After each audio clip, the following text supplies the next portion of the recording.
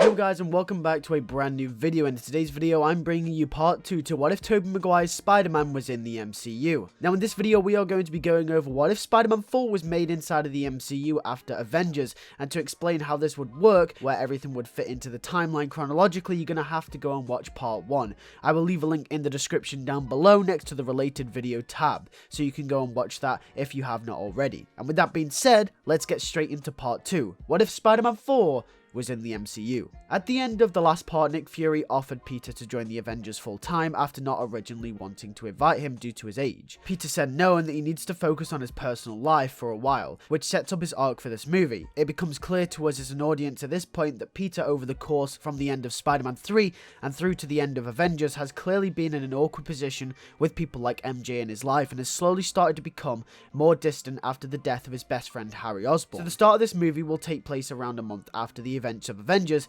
and Spider-Man 4 will explore and continue the story of Peter Parker, and directed by none other than Sam Raimi. Now, I originally made a video explaining what Spider-Man 4 would be like. However, in that video I was trying to accommodate to the Raimi vibe as much as I humanly could. However, with this Spider-Man in the MCU now, doing that will be really hard, so I'm going to try and just stick to the main story. But since it isn't a separate universe anymore, keep in mind that Spider-Man wouldn't generally feel like a Raimi movie anymore. We start our story with Peter Parker swinging around the city peacefully. The beautiful score by Christopher Young will set in as Spider-Man swings through the city. The slowness will represent how alone he has become to feel. The slow shots, the camera movements, everything. It's ironic he is in a universe full of superheroes now, yet feels so alone. Harry's death really took a toll on Peter and MJ in this universe, but Peter swore to himself that he won't let her slip away like he did Harry, which eventually led to his death. Peter is about to go to class when he sees a crime going down. Spider-Man swings down and deals with the crime. It was Bruce Campbell as Mysterio causing havoc, which will be a little reference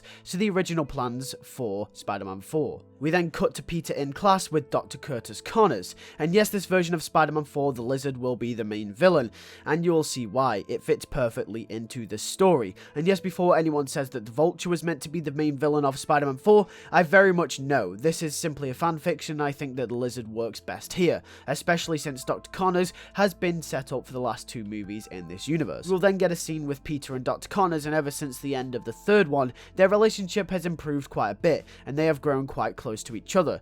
Dr. Connors has almost become a mentor to Peter in his life. This scene will be used to represent their friendship and set up that these two will know each other really well. Dr. Connors will express his knowledge and moral compass to Peter, showing that he is a good person and that his intentions are pure, really cementing that this guy will be a sympathetic villain and someone we can relate to as an audience.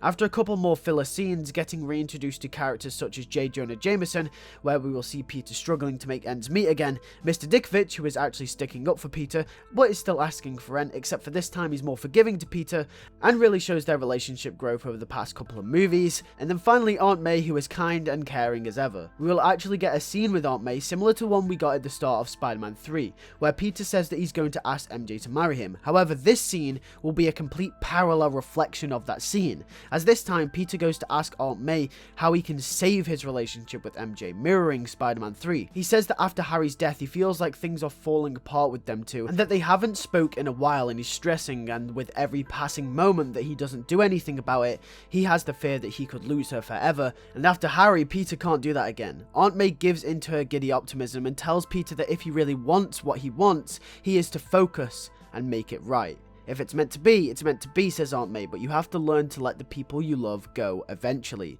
which is a callback to the second film, a strong focus on what I want. However, Peter at first, in his mind, will take this quite literally and think that this means at death, just like what happened to Harry. Due to this mindset, Peter will try and make things right with MJ ASAP. We then get a scene with Peter where he gives a call to MJ, and it's kinda awkward. MJ doesn't really know how to act with Peter. She explains that after Harry's death, she's had to try and make things right for herself and focus on herself as her career as an actress, and simply she hasn't had the time for Peter. Peter says that he's just trying to make things right. MJ says that she can't do this right now and puts down the phone. This is understandable after the events of Spider-Man 3, where everything was kicking off quite literally. MJ just needs some downtime. We then get another scene with Dr. Connors and Peter. Peter expresses his problem to Dr. Connors about MJ as they have grown close, and talk about personal things now. Peter says that he's been beating around the bush with MJ, but he just wants to tell her that he loves her and he just wants to put everything right. Doc says just go for it, because what any other chance are you going to have in life? This expresses through the Doc that his moral code is just to take every opportunity you have, because you might not have another one. With this, he explains he's looked into biological science and the regrowth of his arm. He wants to make his arm back so he can finally be a normal father to his son, but he can't find out how to do it. He wants to be able to be the father that his father never was to him, adding layers to Dr. Connors' character, and the only way to do that is to regrow his arm, and this is his only chance because his son will grow up eventually. This sets up Dr. Connors' arc and his character going forward in this movie after this conversation with Peter. This will then lead into a montage of Peter and Dr. Connors working together for hours as friends to try and figure out the formula, showing the smart side of Peter Parker again and his willingness to help anyone, not just as Spider-Man, but as Peter as well. They choose to use a cross-species genetics and lizard DNA, as lizards can regrow back limbs. Dr. Connors falls asleep though, and Peter is still working. Peter uncovers the formula equation that they need, and he celebrates. However, it's been a long night, so decides to leave it with Dr. Connors and go home. After a small interaction with Mr. Dickovich, Peter decides to call MJ again to ask about the other night, after what Connors told him. MJ asks, what does he want? Peter says that I know she's trying to focus on herself, but Peter says that he can figure that out with her. They can figure it out together. Whatever is going on, they can do it together. They were meant to be a team. They were meant to be the dream team. Peter says that he loves her. MJ says that sometimes you just gotta move on. Peter isn't having any of it and breaks down crying the same night. Then Connors wakes up in the middle of the night to find the lizard equation. He celebrates and says thank you, Peter.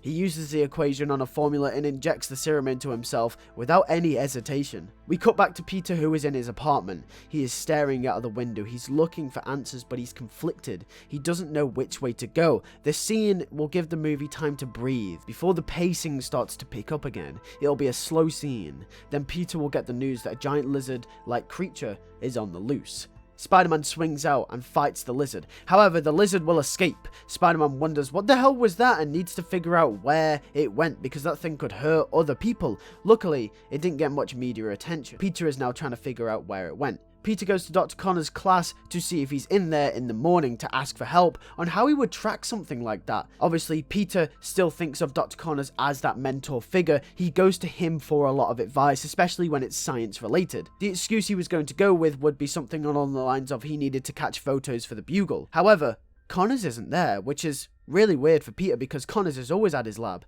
Connors is actually in a sewer and he transforms back from the lizard. He exclaims that it almost worked, he just needs to dumb the serum enough so he doesn't transform and he can grow his arm back. He's becoming obsessed. Connors breaks down because he almost had it. He needs to not give up. Connors will not let this opportunity slip from his grasp to become a normal father to his son.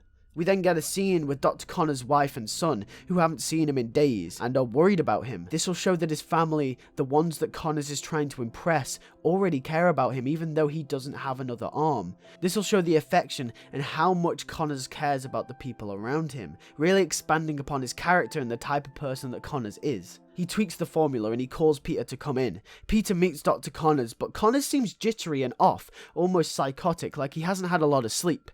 He says he's perfected the formula and it'll work. He's just made some adjustments to the formula that Peter gave him. Remember, at this point, Peter doesn't know that Dr. Connors is the lizard, and for all he knows, Dr. Connors and the lizard are two different people. Then he injects it straight in front of Peter. Peter is cautious and thinks something suspect is going on. As the tension builds, the serum is successful. It grows back Dr. Connors' arm successfully. And then they start celebrating, and Connors says the first thing he's going to do when he goes home is to pick up his son. It worked. It actually worked. Success.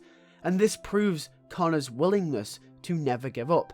However, he then goes home and picks up his son, but then he transforms into the lizard again, but this time later, showing that Connors hadn't fully worked out the serum quite yet. His wife and son are scared to death, whilst Connors, as the lizard, was tearing things up, and Spider-Man swoops in.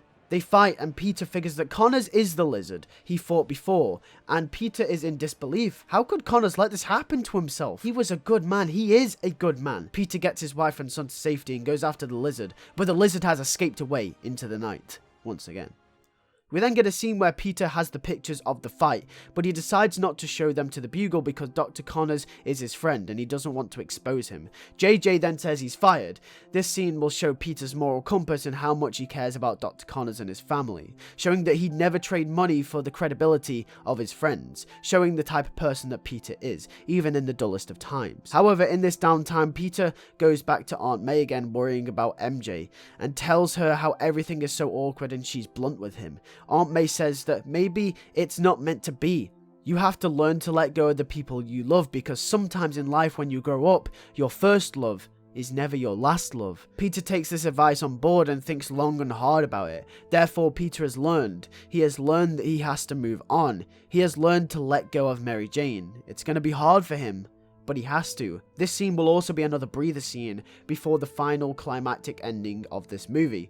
There is one last thing left to do though. He has to stop the lizard, and he has to bring Connors home. Peter then tracks down the lizard. Spider-Man and the lizard fight. It's an epic and brutal fight, but then the DNA eventually wears off, and Dr. Connors transforms back. In the fight, Peter's mask is ripped off, and Connors says that he must try again. He can't fail his son like that.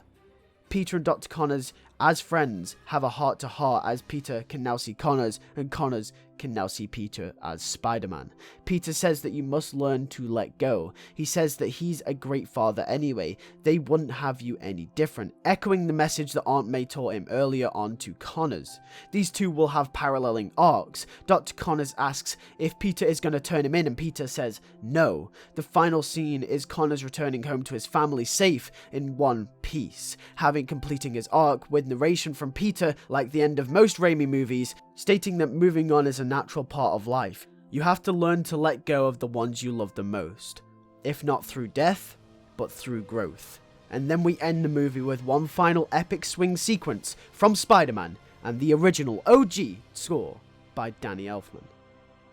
And this also does kind of parallel Spider-Man now entering fully and immersing himself in the MCU as he kind of lets go of that original trilogy and moves on to fully fledged Spider-Man inside the Marvel Cinematic Universe. And that is what if Spider-Man 4 was inside the Marvel Cinematic Universe. Hopefully you all have enjoyed this video. If you did, make sure to hit that like button and subscribe if you are new. And make sure to hit that bell next to the subscribe button to not miss any more content. Because obviously, you know, YouTube's kind of messing up with the algorithm and stuff like that. Always has been. So if you hit the bell, you get the videos as soon as they go up. You know, hashtag notification squad. And with that being said, once again, thank you guys all for watching. And I'll see you guys in the next video. Peace.